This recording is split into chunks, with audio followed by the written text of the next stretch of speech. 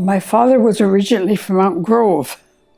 Was born at Mountain Grove on Cross Lake, actually, and went west with his parents and a couple of his sisters and his only brother in 1917, and settled at a little place called Laura, Saskatchewan. My grandparents had I guess you'd call it a small farm near Laura. Mom came from Wales with her parents in 1927, but she was 16 when she came to Canada. She was the oldest of the 5 girls, and then there were four brothers. Came into Pier 21 at Nova Scotia, got on the train and went to the west. And there was Mom and 6 of her siblings. Her youngest brother was born after they came to Canada. Well, they had a farm, a small farm. Everybody grew wheat out there. Well, things in the 30s in Saskatchewan weren't very prosperous. And they moved back to Ontario in April 1939. Dad's sister lived in Northbrook. So we lived with them the first year we came here. My uncle met us.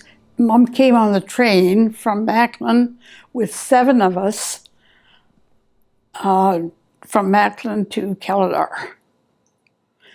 Dad came later because in those days you had to ride with the livestock in order to take care of them. You rode in the boxcar. So he came the next week with a friend of his and looked after the 2 cows, 3 horses, the dog. My youngest brother was 6 months old at that time.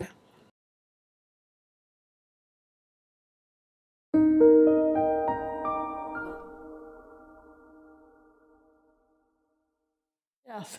Well, we moved, because we were living in part of a farmhouse, then we moved to the corner of the O'Donnell Road in a rented house from Orris Cole for a year. And then we moved in on the O'Donnell Road, about a mile in, where we grew up, was the River Road, that I still call the River Road. It was a house, I'm not sure how many people had lived there. The original owner of the land grant was a Michael Walsh. And in the research that my brother and I did, the house was built in 1892. Yeah, it was a log house. You know, the way they built the log houses on the land grants. On the River Road, I mean, there was no OHIP back then. Our doctor was in Tweed, so you only went when it was really necessary. Some of them were born at home, some of them in Belleville Hospital. You only shopped if it was necessary. Mom, as I said, did all our canning, made most of our clothes, so we'd go to Tweed mostly because there were dry goods stores in Tweed back then. There was Northbrook would be Gas Thompson's store. Northbrook back from the 40s. Yeah, we all had chores to do, like bringing in the wood, and we had to help churn the butter and help weed the garden and look after the younger ones if they were out playing. We all had to learn to sew. The girls did. Before we were allowed to use a sewing machine, we had to learn to sew by hand. And then we graduated to the treadle sewing machine, similar to the one that's there. The one thing I disliked was weeding the garden. But we had to learn to weed the garden and tell which were the weeds and which were the things that we were supposed to leave there. And Mom canned a lot of the stuff, the vegetables, she even canned meat. Once or twice Mom had turkeys, but mostly it was chickens, pigs, cows, horses. Oh my Lord, we just sort of made our own fun. We had games that we played. I guess we had a baseball. In the wintertime, the marsh just west of our house, we would clean the ice off, build a campfire, and skate during the wintertime. But if we weren't skating, in front of the house, between the house and the road, was a hill. So we would sleigh ride down that hill right out to the road. Yeah, but usually in the summertime there was, all kinds. I don't remember all the stuff we did, but probably some things we shouldn't have been doing. But I remember going with Dad and walking across the dam at Slave Lake to get over to the hills to pick the blueberries. I hated walking on those dams. Scary. But we also picked strawberries. The Faubert family lived about a mile west of us.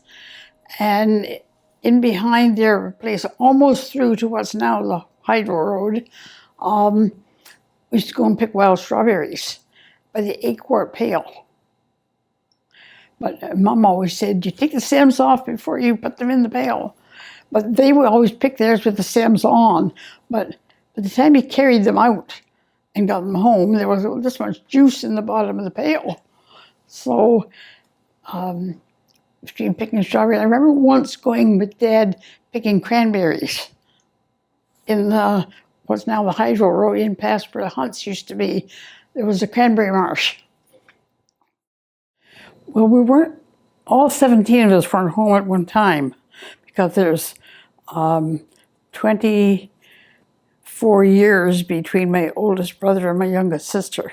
So the older ones were gone by the time Sandra was born. Well, I think in the 40s, nobody was very well off because you had to make do with what you could grow or make. Mom made our clothes, most all of our clothes. No, I don't remember ever going hungry. It was just, you didn't waste anything. You made do with what you had.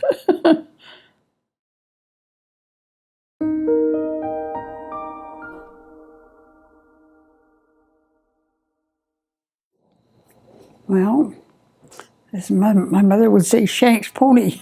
You walked about 2 miles to the school where Carl Gray and Paul have the schoolhouse treasures. Was where I went to school for 8 years there, and we walked. No snow days back then. I went to high school from there in Flinton. The younger ones moved into the school in Cloyne. That was the Cloyne Public School across from what's now the Ultramar, or it's the Lakeside Inn, I think they call it.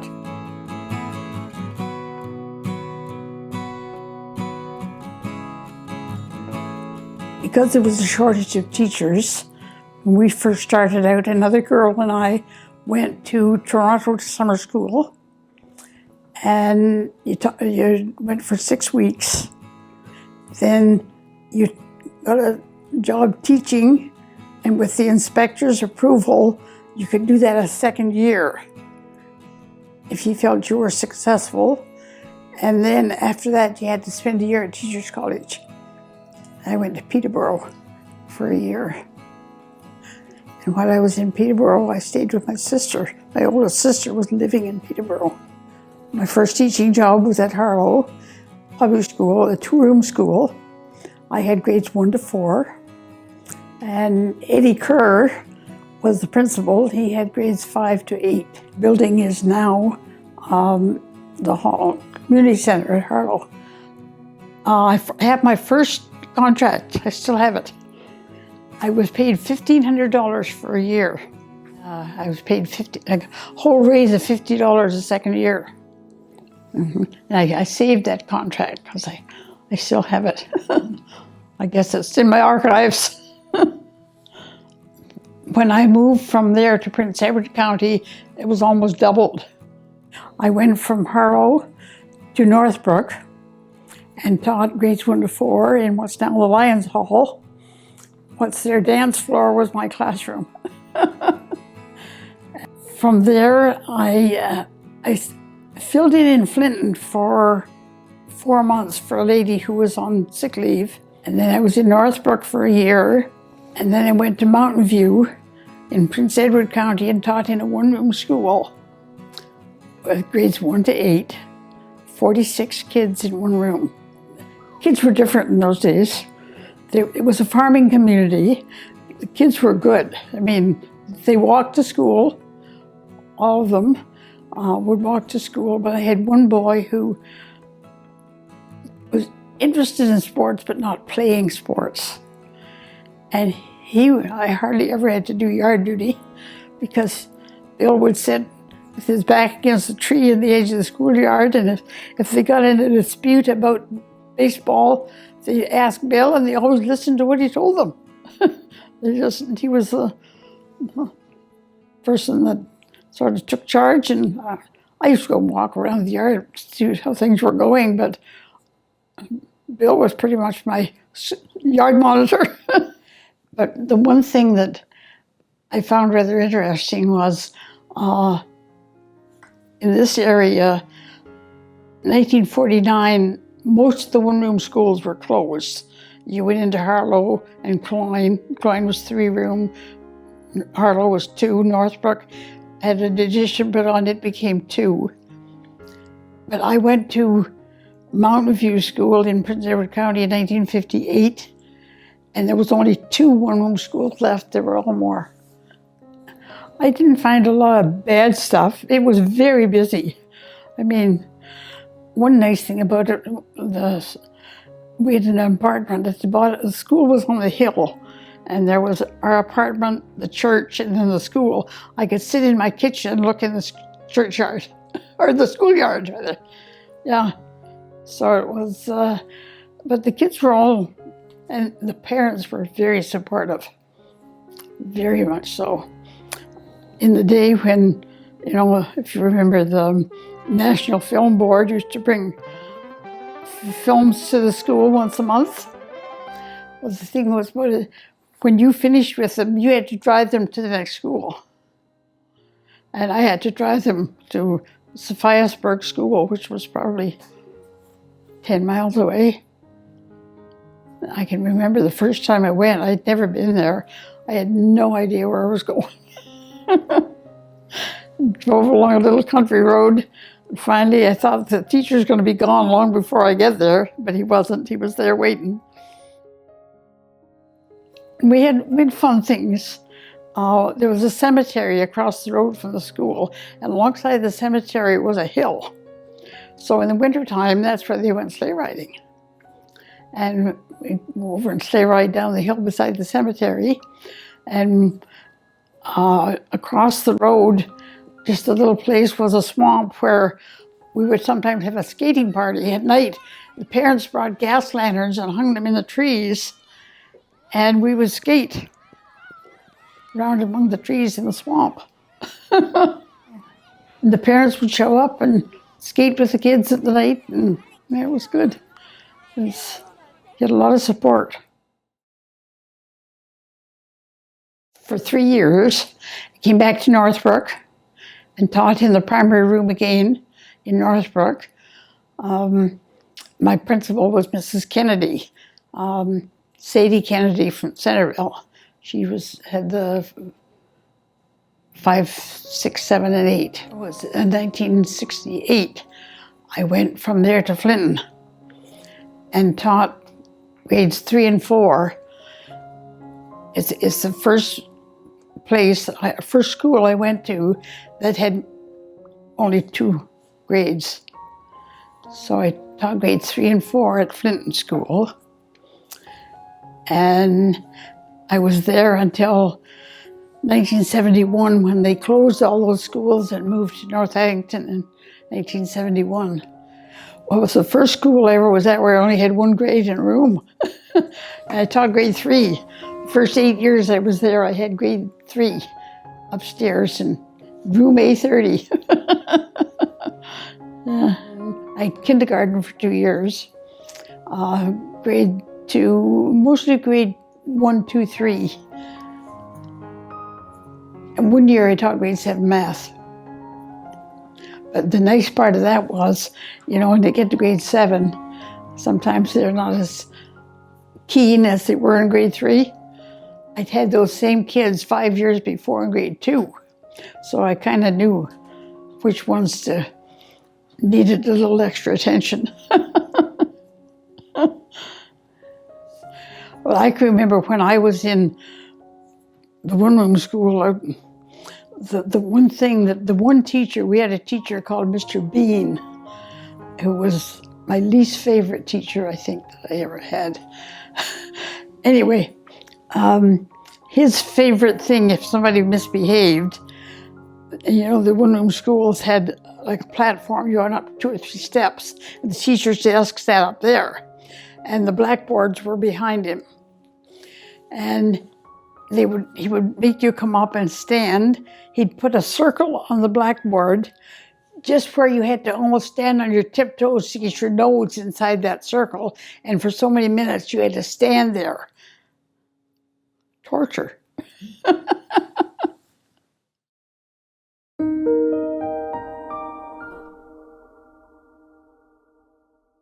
Lorne, who lives in Pickering. Dillis, he's in Peterborough. Faye, who you met, lives in Belleville. And there was me, Evelyn, who passed away in 2000. Ken, who lives in Pickering. Doug, who passed away in 2015. Nina, who lives in Charlotte Lake. Teresa lives in Arden. June lives in Peterborough. Cliff's in Oshawa. Frida's in Belleville. Jim is in Barrie. Barbara's in Peterborough. Brian's in Belleville. Robert's in Madoc. And Sandra's in Oshawa. Good job. I think that's great. What's the best thing about having 17 siblings, or 16? Well, we had a lot of fun. We sort of made our own, sometimes made up games. And things like that. Of course, there were always arguments, but they never really got too serious.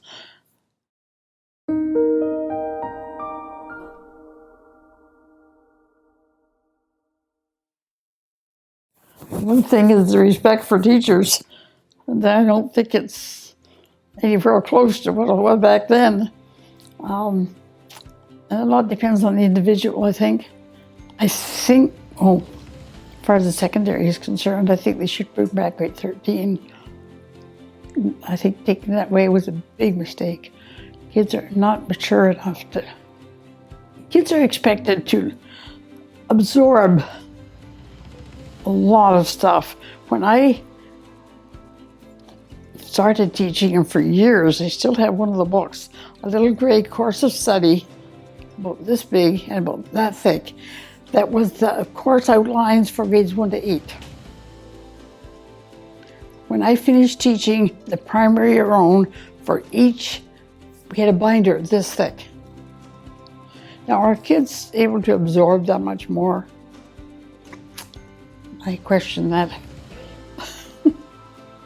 Sure, they learn different stuff than the basic 2 + 2 and whatever, but still, it sounds like a lot for little kids to absorb. Well, I don't know. I introduced it again a couple of years before he retired with my grade 2 kids. They loved it. They just loved it. But kids today, like my grandkids that are finishing high school, can't read cursive writing. It's either printed or it's on their phone. Well, but if you look at people who work in offices, they print. If they're making out forms or whatever, it's all printed, it's not handwritten. In a way, I can see it, because you look at some of the handwriting, it's not easy to read. Matter of fact, I have a thing that I could show you that's handwritten that was done in 1892, I think. But some of the older people, My husband's aunt, up in her 80s, was the most beautiful writer. You could take her writing and almost draw a line across the small letters. It was so even. It was beautiful handwriting. But not everybody was that neat, I guess. But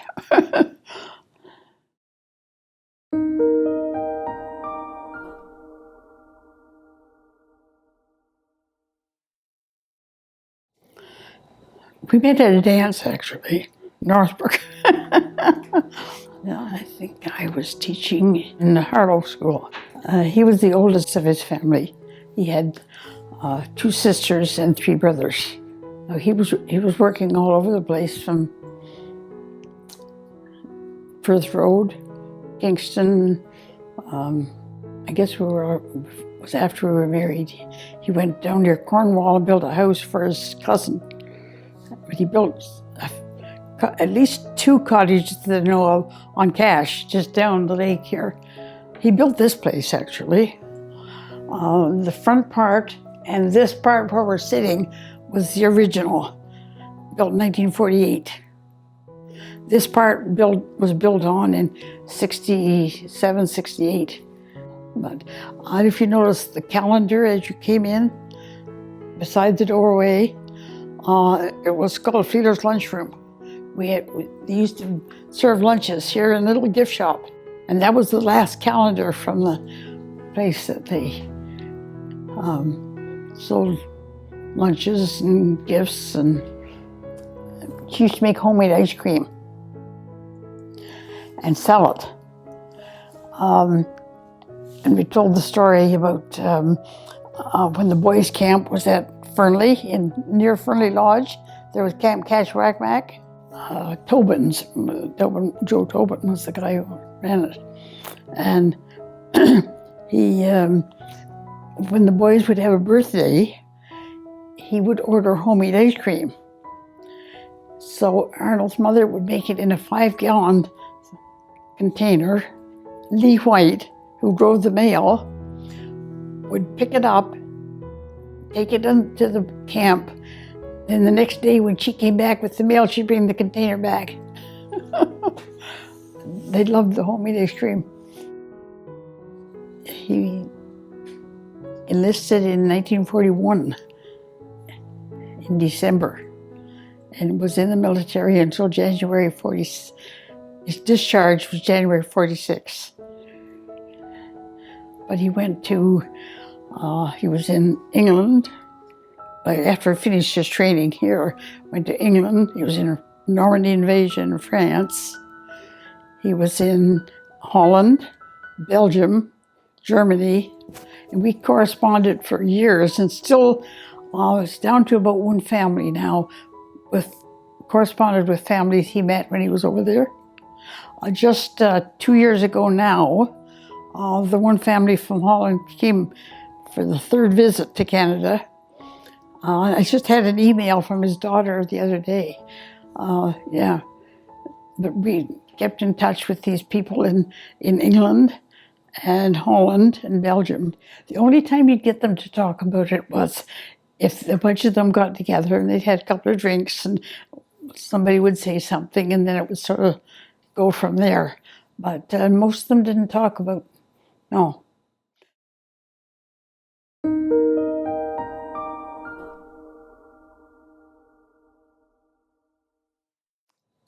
In spring of 1949, he and his brother Arthur went to Hamilton, took flying lessons. Their father thought they'd lost their mind. Never got his feet off the ground. But they went to Hamilton and took flying lessons. And they bought a J3 Cub together, the two of them. They have pictures when they brought it home. They stopped to gas up at Rice Lake. And they have a picture of the 2 of them with the plane at Rice Lake where they stopped. When he did a solo flight in May 1949, he had a picture taken with And then he went right after that and got his commercial license. He went to Ottawa to do that. And an interesting thing that while he was in Ottawa, he had a picture taken in the plane with Howard Hughes. Because he was, apparently, Howard Hughes had something to do with aviation and he would do inspections. And yeah, so Arnold had a picture of Howard Hughes is in the small plane and Arnold standing beside. This was in Ottawa when he did his commercial. Oh, he went around to the different resorts and took up sightseers. He took hunters in, fishermen. Once he got the charter, the transportation board said that he had to have an office and waiting room at the lake, at the base. I suppose in 99.9% of the people he picked up at other resorts, so we used it as a cottage. But of course, ministry had the upper hand and they had to have an office and waiting room for people waiting to go flying. And then in the later years, he got a contract to do fire detection for the ministry. And he had a certain route that he followed. They'd call him and tell him what days he's supposed to go out. Like weather, like this summer, he'd been really busy because of the danger of fire.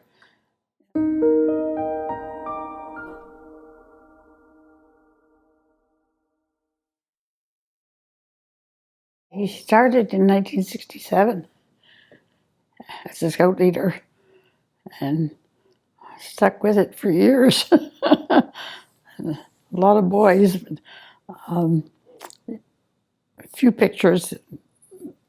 One group was taken down at the hangar when they had a get together there, and the scouts were all. I think Wally Paddock is in that one picture because Wally was helping him at one point. They would camp there and stayed in the cottage in the winter. The cottages were not winterized. So he'd get up every couple of hours and feed the fire. And he said the nail heads you could see were covered with frost.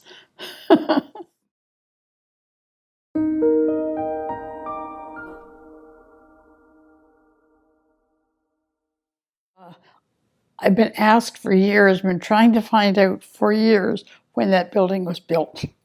Nobody seemed to know. People had stories about, I know somebody that went there, but nobody knew when it was built. So back when, I remember Penny Sharman from Cloyne that lived across from the school. She worked at the township office, but she loaned me a couple of old minute books from Barrie Township. And I remember reading things in them and thought, this is interesting. And Arnold's grandfather's name came up several times in there. His mother's father that lived down the road here. And so when we were doing this thing for the historical group at Plevena, I thought, there must be something in there that's of interest. So I went to the township office and asked if I could borrow the books. And Judy Tooley said, sure. So she put me in a little room by myself with 5 ledger books. I spent 6 hours going through these. And I found in the back of each ledger was the bylaws that were passed that year. Each book had the dates on the back of it. And so I picked one that I thought, because my mother-in-law went to school there. And I thought, Grandma looked like she might have been about 7 in the picture that I have. So I thought, I'll pick the book that I think is closest to the timeline that she would have been there. And I was going through it, and I discovered in the back of the book that for the 5 years that book covered, the bylaws that were passed that year were all written up in full in the back of the book. I thought, oh, I have the jackpot. So I said to her, can I have a copy of this? Sure. So she gave me a copy. And 1891, Fernley School and Marble Lake School were the only two. There was nothing in between. Parents either taught the kids at home or whatever. So parents wanted a school. So they went to the township council and asked for money to build a school. And this bylaw shows that the council, they said it would cost $300 to build and furnish the school. $300. Decided to loan them $100, and they had to pay it back in 4 years at a rate of 7%, which was pretty steep back then. So they passed it, and the school was built about 1892. When it closed in 1946, Arnold's father bought it because it wasn't really on our property. It was a mining property. But he bought it because it was empty. And they used it as a workshop for a while. Actually, there was a family that lived there for a short time. And then they tried to rent it as a cottage, but it wasn't on the water, so people didn't want it as a cottage. So his father left it to Arnold, and Arnold left it to the boys, so our 4 sons own it now.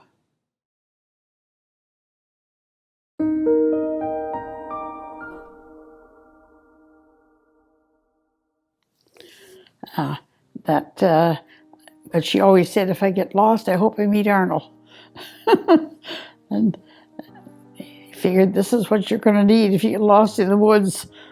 So he packed all this stuff, and there was fish hooks, and there was garbage bags for raincoats, and there was little things of coffee and cocoa and powdered milk, and you name it, it's all in that kit that you need to survive.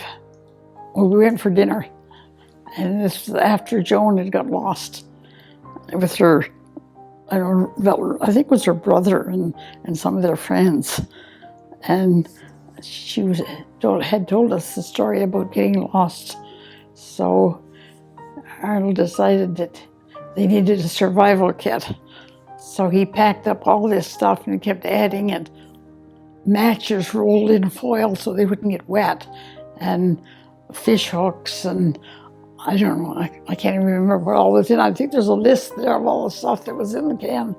And took it over and gave it to Ken. He spread them out on the coffee table, and then he couldn't get them all back in the can.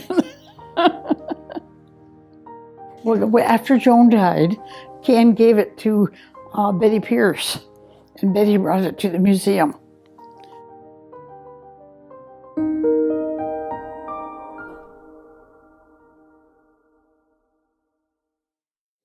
After we were married, we came and lived here. We built, years later, we built this part on the back here, but the boys were all born here while we lived here, and they, of course, went to school at Cloyne. Lauren started at, and Daryl did too, started at the public school there, but then they went to North Addington from there. And when they finished high school, Lauren went to Loyalist. Daryl went to Sir Sanford in Peterborough. Carl went to Waterloo. And Ronald went to Loyalist. Now Lauren works in the TV. He's a videotape editor. And Daryl works in Canada for a company called Ericsson. Carl's a chemical engineer. Ronald works for the federal government. He was an electronics engineer. He said, we're well blessed with engineers.